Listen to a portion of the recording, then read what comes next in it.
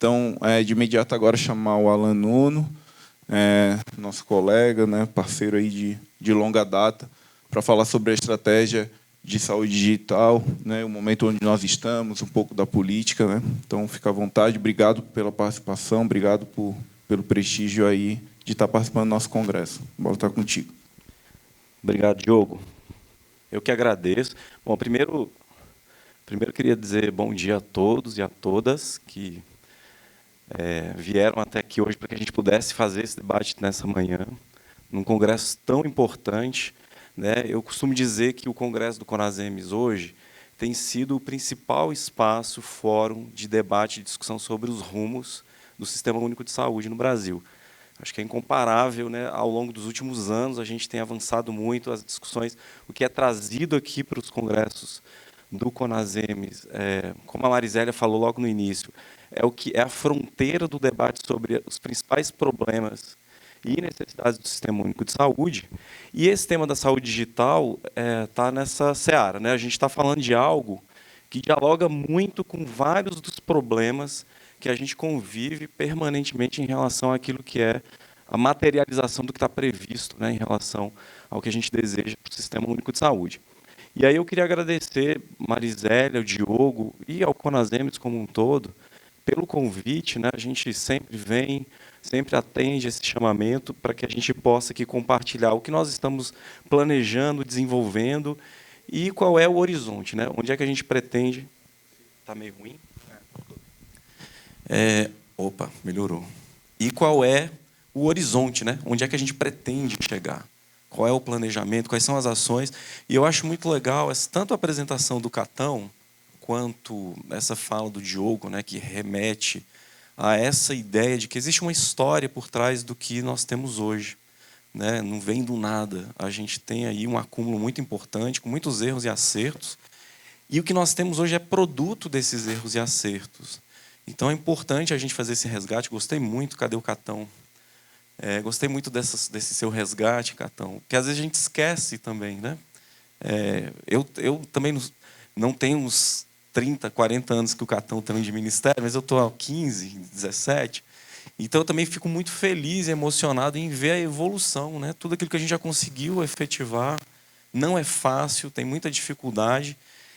E eu espero que a gente possa, né, hoje de manhã e amanhã, fazer um debate sobre essas questões, né, que estão no centro do debate a respeito dessa pauta de saúde digital no Sistema Único de Saúde. Então, muito obrigado, Marisélia, Diogo, pelo convite mais uma vez. E aí, espero que o nosso debate seja proveitoso também.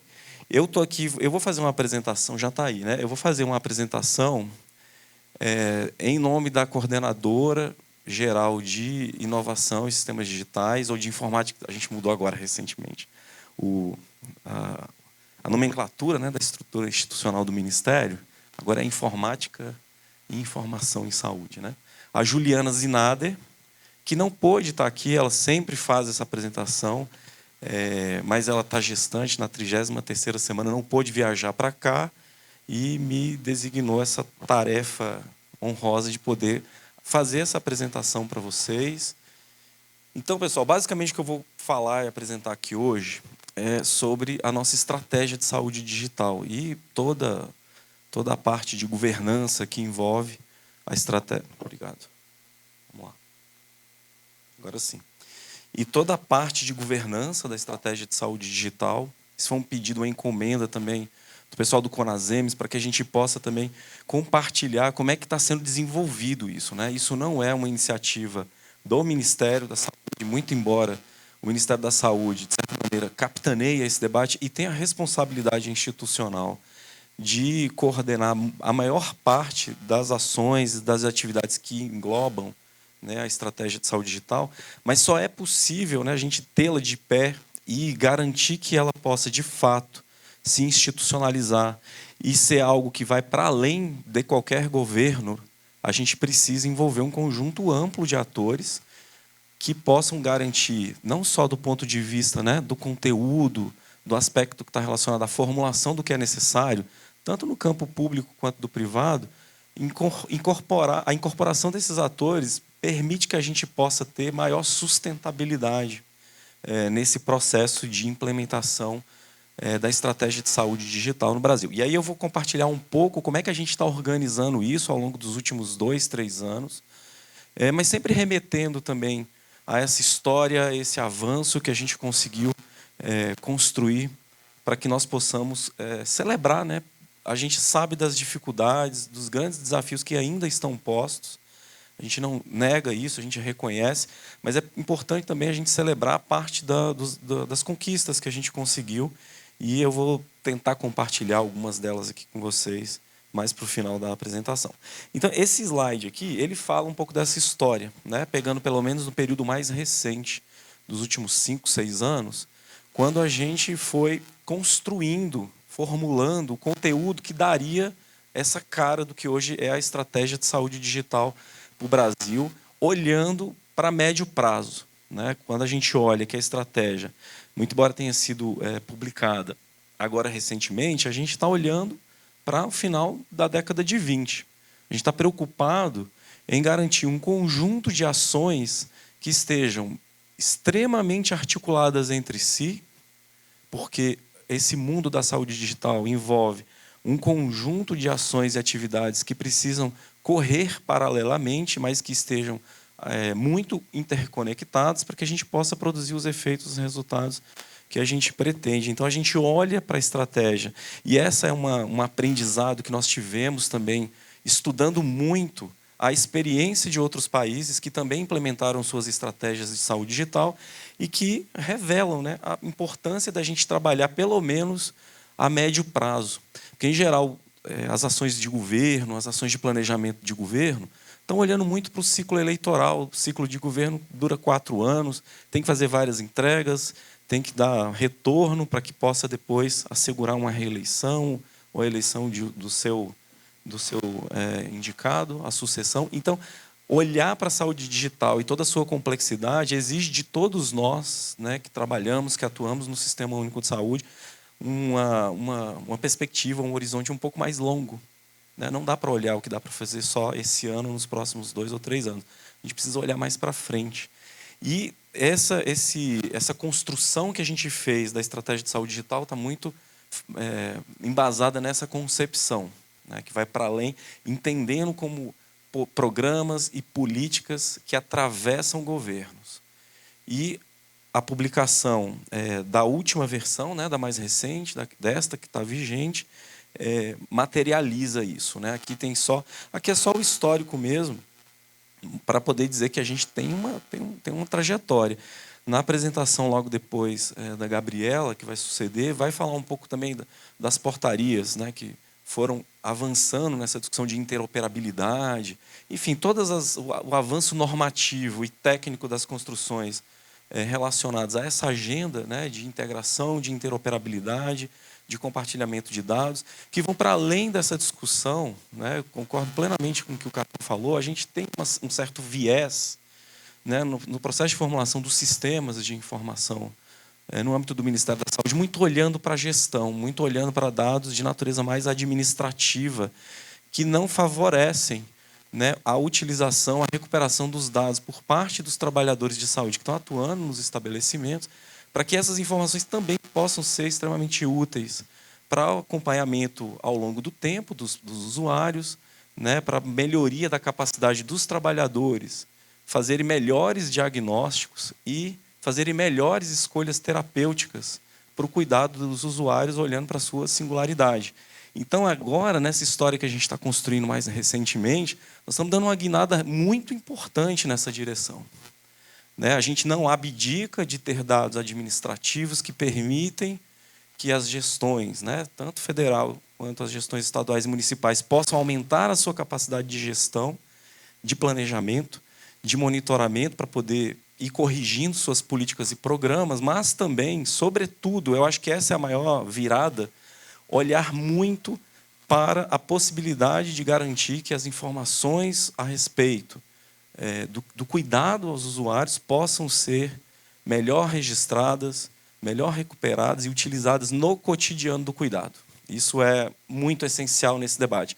Então, quando a gente vem lá, desde 2011, com a primeira portaria que fala dos padrões, a gente está olhando para isso, né? Padrões de interoperabilidade, de padrões semânticos, etc., etc. Eu não vou antecipar que a Gabriela vai falar daqui a pouco. A gente está olhando mais para isso também. Olha, não dá mais. E a gente já tem tecnologia, já tem experiência nacional e internacional que revela a potência e o impacto que isso pode gerar na qualidade do que é prestado, né, em termos de serviços de saúde para a população. Então, a gente vem avançando ao longo da última década, principalmente, nessa direção.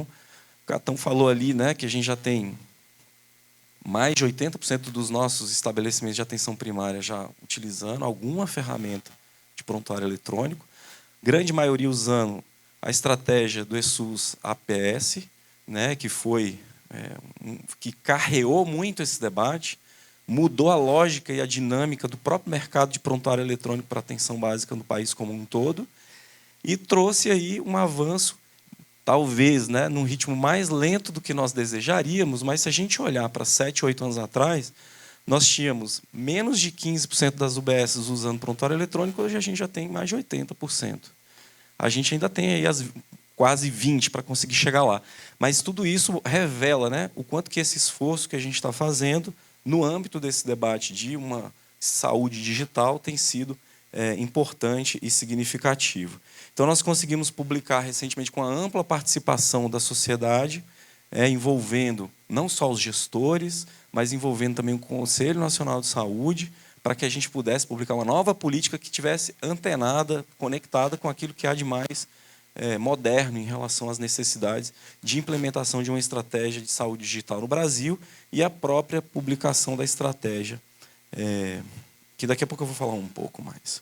Em relação à política, nós fizemos o quê? Basicamente, algumas atualizações que pudessem, né, fazer ajustes que pudessem contemplar elementos que passaram a integrar a pauta prioritária e estratégica para a gente conseguir produzir, alcançar os objetivos que estavam previstos na política, né? Entre elas, né, vou só citar algumas, mas eu convido a quem ainda não conhece, ler a Política Nacional, que eu acho que é um documento muito relevante desse ponto de vista, e os maiores ou as principais modificações, né, que foram incorporadas foram o reconhecimento da Rede Nacional de Dados em Saúde como uma plataforma nacional para a integração dos dados. Daqui a pouco vou falar um pouco e depois a Gabriela vai entrar em muito detalhe em relação a isso.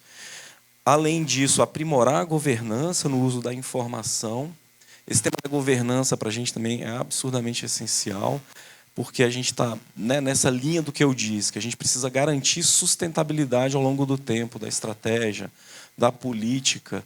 Para que isso de fato aconteça, a gente precisa do engajamento do maior conjunto possível de atores relacionados ao tema, que possam se reconhecer naquilo que está acontecendo, naquilo que está sendo desenvolvido, e que possa também fazer a defesa, para que a gente não fique refém de mudanças conjunturais, que muitas vezes a gente sabe que acontece, faz parte da nossa dinâmica de desenvolvimento das nossas políticas no Brasil como um todo, mas também no âmbito do sistema único, e a gente precisa aumentar progressivamente a capacidade de estabelecer mecanismos de governança que deem um mínimo de estabilidade e sustentabilidade para aquilo que a gente está fazendo, principalmente em políticas com essa natureza, como eu já falei, demanda um esforço muito grande projetado a um médio e longo prazo.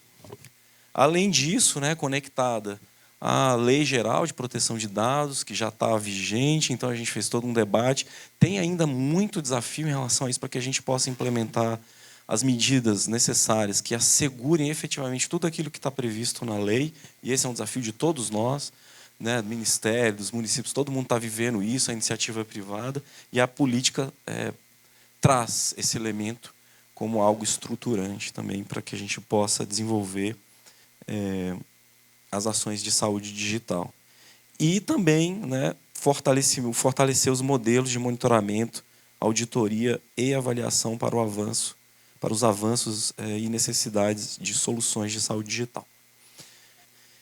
E outra característica muito importante, pessoal, porque assim, a política ela tem um aspecto mais normativo, geral, a respeito, né, do que a gente entende e compreende no âmbito do SUS sobre informática, informação em saúde.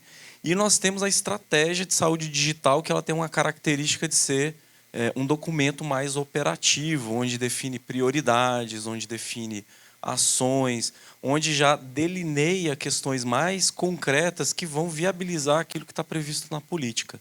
E esses dois documentos, como não poderia deixar de ser, devem estar intimamente associados, né? Então, aquilo que está previsto na política se traduz em termos mais práticos e materiais no que está na estratégia de saúde digital.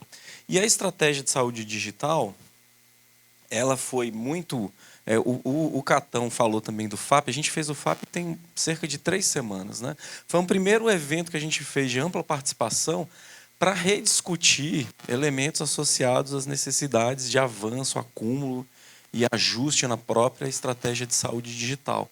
Muito conectado com esse debate da própria política, porque a gente reconhece também que toda política precisa, de tempos em tempos, ser revisitada, né? A gente precisa olhar que aquilo que a gente já superou, as questões que passaram a fazer parte, né, das necessidades, conectados com outras políticas, né? A política de informação, de informática em saúde, não pode ser descolada das outras políticas assistenciais, das políticas que organizam o próprio sistema único de saúde. Aqui tem uma questão que é muito importante, pessoal, porque isso que foi dito, né, a gente tem muito tempo que a gente repete e incomoda a todos nós, e com toda a razão, que é essa questão da fragmentação dos sistemas.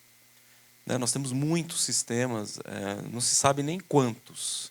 Né? Tem várias pessoas que já tentaram fazer esse levantamento, desde sistemas meramente administrativos, até chegar naqueles sistemas onde os trabalhadores têm que ficar registrando dado para poder integrar alguma base, enfim, que vai gerar o cálculo de algum indicador, que pode estar relacionado a algum pagamento ou transferência federal para os municípios, etc. É uma centena de sistemas, né? E isso, pessoal, reflete, né, nós sabemos, reflete o modelo de organização do próprio sistema de saúde. Nós temos um sistema de saúde que, muito embora a gente tenha avançado ao longo dos últimos anos, para tentar articular em rede, para garantir mecanismos de ordenação do funcionamento dessa rede, para garantir, por exemplo, que a atenção primária possa coordenar o funcionamento dessa rede, etc. Mas a gente sabe que o nosso sistema tem um excessivo grau de fragmentação. Boa parte dos estabelecimentos de saúde são ilhas, né, onde estão ali atendendo seus usuários, e os sistemas de informação reproduzem isso. A dinâmica do sistema de informação reproduz muito do que é pensado em relação à própria política. Então, a gente precisa avançar na política de informação de maneira muito articulada com o que está sendo discutido em termos das políticas, dos programas de saúde, de uma maneira geral. E todo o debate da política vem nessa direção, com o aumento do número de atores que participam, que têm a possibilidade de também se envolver no processo de formulação, de opinar. O FAP foi mais uma dessas agendas para que a gente pudesse dar seguimento a esse processo que a gente vem fazendo de debate com o conjunto da sociedade. E, muito embora nós tenhamos alguns atores que ocupam, de certa maneira, uma maior centralidade nesse debate. E aí eu vou mencionar alguns deles, tá, pessoal? Não é que sejam só eles, mas são aqueles que estão mais no cotidiano, na operação de várias coisas importantes do ponto de vista decisório. Porque, do ponto de vista da implementação, são os municípios, são gestores municipais, vocês, são os trabalhadores de saúde que colocam isso de pé. Mas, do ponto de vista do processo de formulação e decisão do que integra essa estratégia política, nós temos o Comitê Gestor de Saúde, além do Conselho Nacional de Saúde, né? Eu vou destacar aqui esses 3 que estão em amarelo aí na tela. Além do Conselho Nacional de Saúde, que foi um ator extremamente importante, nós aprovamos a política no Conselho Nacional de Saúde. O Diogo sempre fala isso, eu não sei, mas eu acho que é isso mesmo. Foi a única política aprovada, né, Diogo, no Conselho Nacional de Saúde ao longo dos últimos 3, 4 anos. Então, isso também é muito significativo, isso demonstra o nosso esforço e a compreensão que nós temos de que não é possível abrir mão desses espaços de governança do Sistema Único de Saúde para que essas políticas possam efetivamente ser tratadas como algo do próprio sistema e não algo específico de um governo que logo ali vai mudar. Além do conselho, né, o Comitê Gestor de Saúde Digital, que é um espaço de governança central nesse debate, que se reúne periodicamente, daqui a pouco eu vou falar um pouco mais sobre isso, mas que se reúne de maneira muito periódica e debate com muita intensidade cada um dos elementos que estão previstos na estratégia de saúde digital. A gente mantém uma certa solidariedade, porque a gente sabe, a gente tem um consenso mínimo a respeito de onde queremos chegar, mas é um espaço onde os grandes embates também são feitos, porque a gente tem visões diferentes, e é bom que seja assim, e a gente consegue produzir, o processo decisório consegue produzir escolhas que a gente está fazendo uma avaliação de que está sendo muito positivo. Né? Ao longo dos últimos anos, a gente conseguiu, num ritmo, num espaço relativamente curto de tempo, dar grandes saltos em relação a essa pauta da estratégia digital. E o próprio Ministério da Saúde, né, que tem a responsabilidade de coordenar a política e coordenar também as ações do comitê gestor. O comitê gestor foi constituído em a primeira portaria que instituiu o comitê gestor foi lá em 2017. A gente começou a dar os primeiros passos, porque as decisões em relação na época chamava ainda e-saúde, cada área do ministério, como também isso é muito comum acontecer, né, pessoal, vai agindo de maneira relativamente autônoma, sem muita articulação. E a gente entendeu lá em 2017 que a gente precisava instituir um espaço de governança do e-saúde e agora da saúde digital que desse um norte a respeito do que cada área deveria interpretar como sendo prioridade. E de lá para cá a gente tem avançado muito, o comitê gestor tem se institucionalizado e virou o principal espaço de debate e discussão. A gente tem conseguido legitimar isso, né, de garantir que as principais decisões associadas à saúde digital de fato passem pelo comitê gestor e que as decisões ali deliberadas sejam respeitadas, asseguradas, para que a gente possa assegurar, né, que as decisões de fato não sejam decisões unilaterais do Ministério da Saúde. E o comitê basicamente composto pelas secretarias do Ministério, pelo CONAS, pelo CONASEMES, e pelas agências de vigilância e de saúde suplementar. E nós temos outros atores que, embora não tenham não tenham voto, também participam do debate, opinam e trazem questões relevantes para que a gente possa ir avançando na implementação dessa agenda. Aqui está o documento da estratégia de saúde digital, então eu recomendo fortemente para aqueles que ainda não a conhecem, que visitem o nosso site e leiam, estudem esse documento. Né? Tem muita coisa lá que já está na agenda cotidiana de boa parte de vocês, como, por exemplo, o debate sobre a informatização de unidades de saúde, a implantação de prontuário eletrônico, o tema de conectividade, sobre o uso de dados, etc., etc. Mas tem várias outras coisas que integram a estratégia que a gente precisa progressivamente aumentar o número de atores engajados, conhecedores, com aprofundamento, para que a gente possa ir assegurando a implementação das ações, dos projetos e etc. E o foco, né, da estratégia de saúde digital, como eu falei lá no início da minha apresentação, está muito voltado para essa ideia da continuidade do cuidado, né, da continuidade informacional, para que os trabalhadores de saúde efetivamente tenham os dados em momento oportuno, os dados necessários, mais relevantes, e em momento oportuno, para, no momento do cuidado, no momento do atendimento, mobilizar essas informações para que as suas decisões clínicas sejam melhores, né? Evitando procedimentos desnecessários, evitando iatrogenia, evitando problemas e também garantindo uma maior eficiência daquilo que a gente tem em termos de oferta de serviço de saúde. A gente sabe, a gente está vivendo uma crise econômica já há alguns anos. Nós temos um processo de desfinanciamento do Sistema Único de Saúde também que é crônico. Então, a gente precisa, entre outras coisas, também garantir que os recursos disponíveis sejam melhor alocados. E melhores informações a respeito do que já foi feito com os usuários, sobre resultados de exames, sobre, enfim, informações em saúde, informações clínicas em geral, também asseguram um melhor planejamento e uma melhor utilização dos recursos disponíveis de maneira mais inteligente, né, mais racional. Aqui estão as 7 prioridades. Eu não vou falar em detalhes sobre cada uma delas, tá? Mas é só para mostrar aqui para vocês. A estratégia tem 7 grandes macro-prioridades, que vai desde essa agenda mais da governança, passando por essa discussão sobre a informatização dos estabelecimentos de saúde, suporte à melhoria da atenção à saúde, trazer o usuário também para ser protagonista da sua saúde, do acompanhamento da sua própria saúde, que envolvem questões relacionadas ao autocuidado, que envolve questões em relação ao empoderamento desse usuário a respeito das suas informações de saúde. Acho que a Gabriela vai falar muito daqui a pouco, né, sobre essas questões que envolvem as 7 prioridades da estratégia.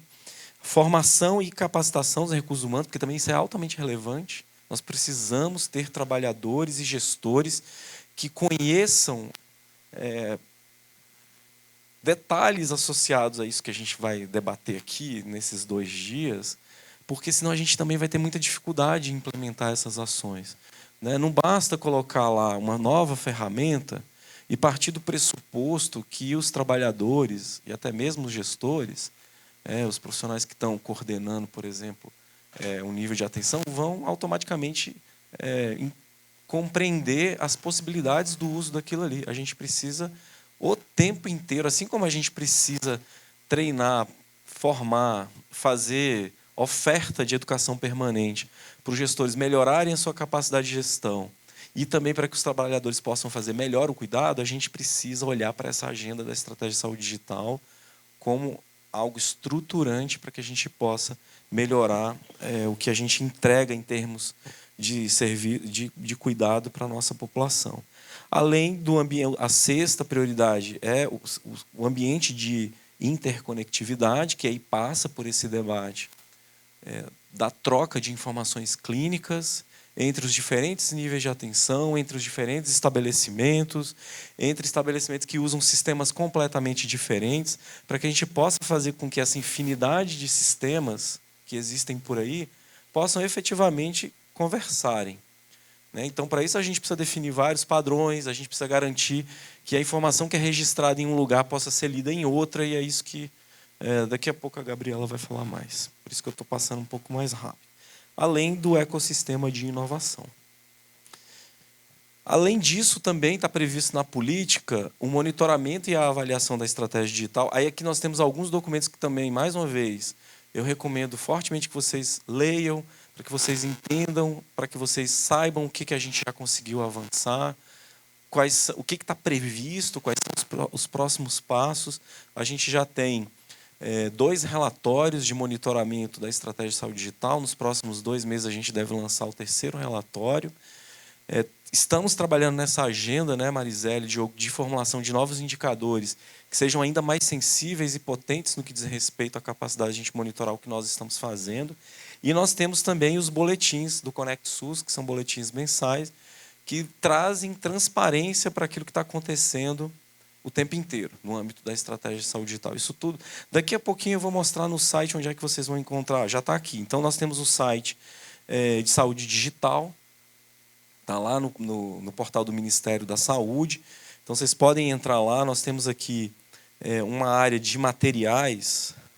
Eu teria que apontar lá. Aqui, material de apoio, é onde estão esses documentos todos, tá?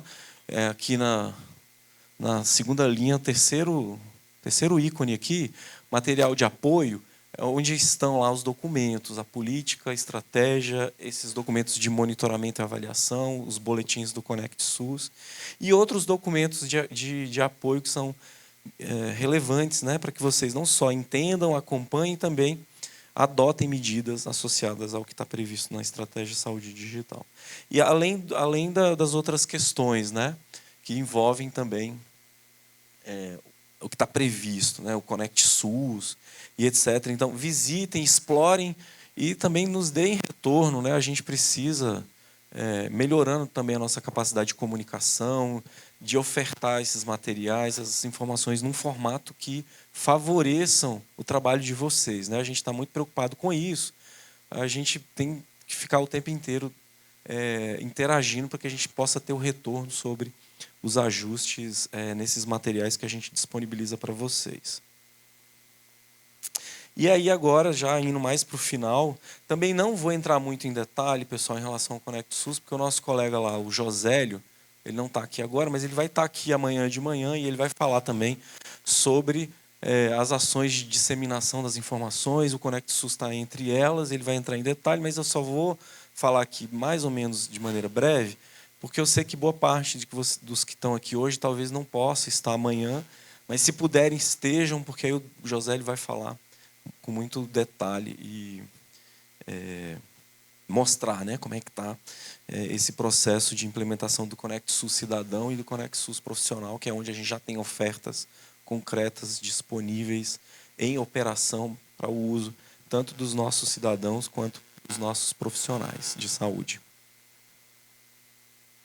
O Conect SUS é um programa que materializa, né, a estratégia de saúde digital e potencializa a troca de informações de saúde entre todos os pontos da rede, seja ela pública ou privada. Daqui a pouco eu vou trazer alguns dados para mostrar. E aí isso é muito legal, porque aí a gente já consegue mostrar que é possível, a gente está conseguindo, né? Eu já falei isso, às vezes não é no ritmo que a gente desejaria, mas nós já temos experiência que mostra que é possível, que tem tecnologia, tem como fazer, e a gente tem tudo para que nos próximos anos a gente dê saltos formidáveis em relação a essa coisa da disponibilização de dados clínicos na base da RNDS, para que nós possamos proporcionar o acesso dessas informações para os trabalhadores, para os usuários. Em relação... Também vou... muito breve, tá? Porque a Gabriela vai falar bastante, ela vai falar da arquitetura da RNDS, mas só aqui para poder conectar com o que eu estou falando, a gente não pode entender a RNDS como às vezes aparece como um novo sistema, não é. A RNDS não é um sistema de informação. Ela é uma rede que pretende conectar os dados de diferentes sistemas, dos diferentes estabelecimentos, dos diferentes serviços de saúde. E esse diagrama aqui mostra um pouco isso, né? O esforço de, a partir da definição de padrões, tanto padrões com modelos informacionais, padrões computacionais, etc., para que a gente possa efetivar isso, né? A gente ter todo e qualquer tipo de estabelecimento de saúde, desde a atenção primária até os hospitais quaternários, passando por laboratórios de análises clínicas, passando por laboratórios de imagem, enfim, tudo aquilo que está na rede de atenção à saúde, compartilhando dados e permitindo que os profissionais de saúde façam a melhor gestão do cuidado e os gestores possam utilizar essas informações para o planejamento e monitoramento das ações que desenvolve. Então, a RNDS é uma plataforma nacional de inovação, informação e serviços digitais em saúde. Conect SUS Cidadão. O Conect SUS Cidadão, imagino que a maior parte de vocês já o conheça. Se não o conhecem, entrem lá nas lojas dos aplicativos, instalem o Conect SUS Cidadão aí no celular, no tablet de vocês, e também tem a possibilidade de acessar a web, para que vocês possam ter uma ideia do que é isso na prática, né? A gente já tem ali, na plataforma do Conect SUS Cidadão, já um volume importante de informações a respeito do que acontece em parte dos estabelecimentos de saúde. Por exemplo, nas unidades básicas de saúde que já tem prontuário eletrônico ou que usam prontuário eletrônico da estratégia SUS APS, já tem ali o carregamento de informações, informações de atendimento, nós temos informações sobre imunização, incluindo Covid, vacina para Covid-19, resultados de laboratórios. Praticamente 100% dos laboratórios privados alimentando a base da RNDS, permitindo que a gente possa devolver essas informações para o cidadão, gerando certificado de vacina e as informações que são úteis para que as pessoas possam, o cidadão, né, naquela perspectiva de maior engajamento, empoderamento, para que ele possa ter a informação que diz respeito à sua própria saúde, né? Porque a gente trabalha também com esse conceito que o prontuário, as informações clínicas são do cidadão, não são do estabelecimento de saúde. E o cidadão precisa, a partir dos seus próprios dados de saúde, poder também reivindicar um melhor atendimento, lembrar e reconhecer aquilo que já foi feito em relação ao cuidado em diferentes pontos de saúde e assim por diante. E nós temos o Conect SUS Profissional, que é a disponibilização desses dados também para os trabalhadores que estão utilizando o prontuário eletrônico e que conseguem acessar a plataforma da RNDS para também consultar parte desses dados, né? E o nosso planejamento é que, progressivamente, a gente vai alimentando a RNDS com mais informações de vários níveis de atenção e vários tipos de informação para que cada vez mais um profissional, por exemplo, numa unidade básica de saúde, possa ter os dados que vão favorecer, né, tanto o resgate sobre aquilo que já aconteceu ao longo da vida daquele usuário, mas também aquilo que é necessário, o que está faltando, como, por exemplo, vacina e etc. Não vou entrar em detalhe, tá, pessoal? Mais uma vez, venham aqui amanhã, o José vai falar com muito detalhamento isso aqui, e a gente está engajado nessa agenda de aumentar a adesão e a conexão dos estabelecimentos de saúde, com foco agora na atenção primária, a RNDS, para que acesse, né, por meio do Conect SUS Profissional, todos esses dados. Alguns números aqui só para mostrar a grandiosidade disso, aonde a gente já conseguiu chegar. Nós já temos mais de 100 milhões de cidadãos cadastrados na plataforma GovBR. Hoje, né, para o Conect SUS Cidadão, o que já tem disponível? A gente já, enfim, são muitas informações que estão ali. Cada mês, né, a gente consegue integrar mais um dado. Mês não, mas assim, intervalos curtos de tempo a gente consegue ir alimentando e disponibilizando mais dados. E os mais relevantes são os dados que boa parte de vocês já devem ter acessado, né, que é de resultados laboratoriais, teste COVID e também imunização para COVID, informando qual é a dose, qual foi o laboratório do imunobiológico utilizado, já disponível lá, tanto no Conect SUS Cidadão quanto no Conect SUS Profissional. Nós temos mais de 435 milhões de doses de vacina contra a Covid no aplicativo do Conect SUS Cidadão disponível para os usuários acessarem essa informação, e agora já com outros imunobiológicos também, né? Então, imunização para a influenza, esses dados já começam a aparecer para o usuário lembrar, inclusive, qual foi a vacina que ele já tomou, quando foi, qual foi o estabelecimento de saúde, e etc. Integrando mais de 200 sistemas de informação, que é essa agenda que a gente está falando aqui. Olha, pela primeira vez a gente consegue, de fato, integrar vários sistemas que estão alimentando informações, aqui nesse caso, para a imunização, e disponibilizando, devolvendo essa informação para o usuário e garantindo que os profissionais de saúde possam enxergar essa informação também, né? Porque a gente sabe, a gente esquece.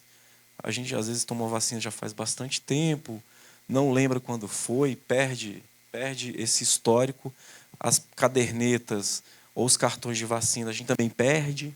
Toda hora que você vai num posto, numa unidade básica de saúde, aí gera um novo cartão.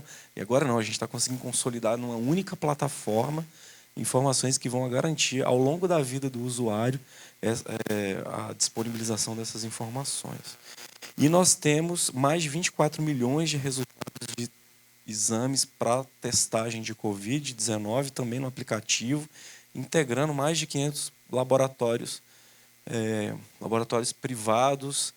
A nossa rede de laboratórios públicos também já estava integrada, mas por conta do incidente de segurança que nós tivemos no final do ano passado, houve uma descontinuidade em relação a isso, mas a gente está trabalhando para poder retomar a disponibilidade desses dados dos nossos LACENs. Aqui são imagens que mostram a carinha, né, do Conect SUS, eu já estou concluindo. Sei que eu já passei do tempo. E aqui o portal, né, da RNDS, que vocês também podem acessar e tem informações disponíveis a respeito disso lá. Eu acho que é isso, pessoal. Eu não vou falar muito desses próximos passos, porque eu sei que a Gabriela e o Josélio vão falar também. Tá? Então, como o tempo já esgotou, para não ocupar o espaço dos colegas, mas, basicamente, o que a gente está trazendo é o avanço em relação às funcionalidades dos nossos aplicativos e a incorporação de novos dados, incluindo dados legados, sistemas de informação. Né? Dados, por exemplo, do CISAB, dados de exames que estão na GAL, autorizações de internação hospitalar e outros sistemas, né, já conhecidos, que o Catão apresentou ali agora há pouco. A gente está trabalhando muito para garantir que esses dados legados do histórico, do passado, possam estar também na base da RNDS e que isso esteja disponível para consulta nas nossas plataformas de disseminação.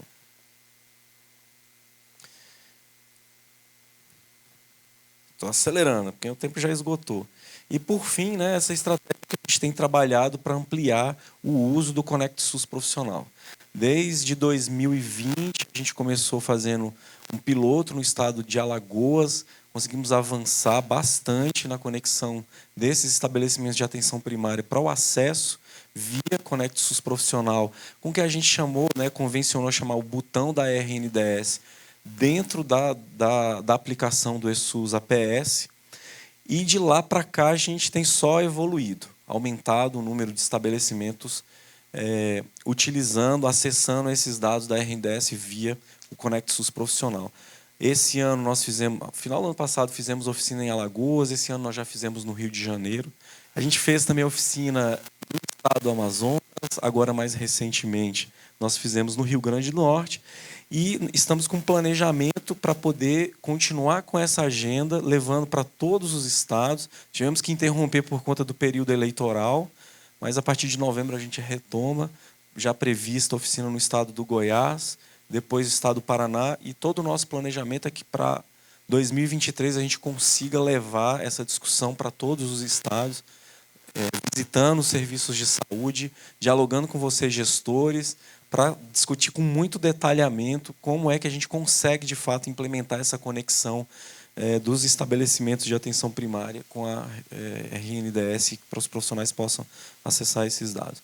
Desculpa ter passado do tempo, espero que tenha sido proveitoso para vocês. Agradeço mais uma vez o convite aí do pessoal, os colegas do Conasems, a Marisélia, Diogo. E, mais uma vez, muito obrigado pela atenção de todos vocês.